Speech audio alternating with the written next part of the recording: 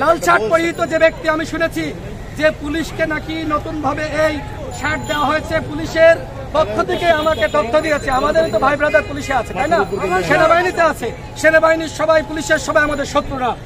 আমি সেনাবাহিনীর সকল সদস্যদের উদ্দেশ্যে বলতে চাই, আপনারা কিন্তু আমাদের শত্রু না, পুলিশের সবাই আমাদের শত্রু না। যারা গতকাল হামলা চালিয়েছে তারা গণ অভ্যুত্থানের শত্রু।